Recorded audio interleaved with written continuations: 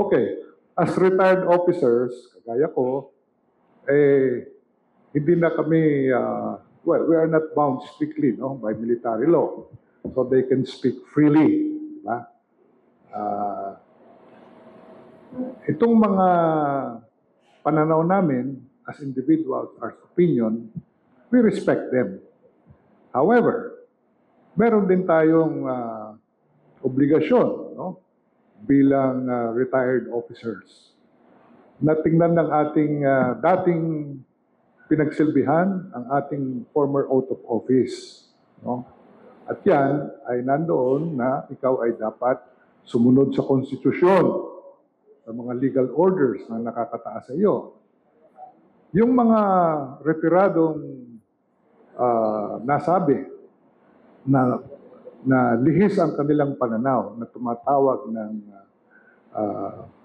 ng activities or actions that border on defying the Constitution or violating the Constitution, yan ay hindi sinusuportahan ng karamihan ng ating retirado, including the AGFO, which is composed of more than 1,000 officers.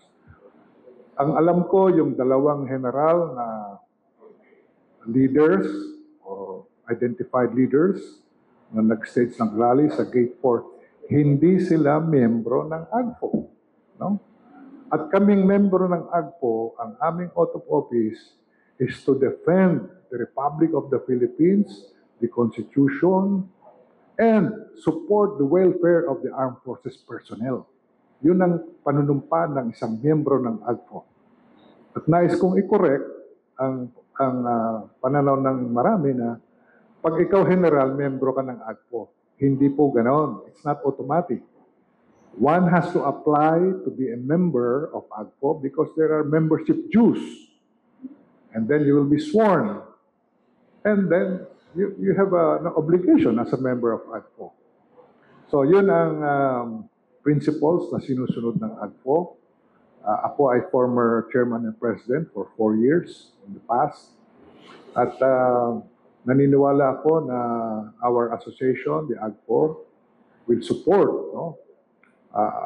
the defense of our Constitution. Yan ang aming pinanumpaan. So, sang-ayon kami sa mga pronouncement ng ating mga leaders na yung rule of law, yung pagsunod sa batas, sa Constitution, ay dapat suportahan, itangkilik. Thank you very much, sir. Yes, from South China Morning Post. Good morning, General Adan. Thank you very much for appearing before us. We used to cover you in FOCAP.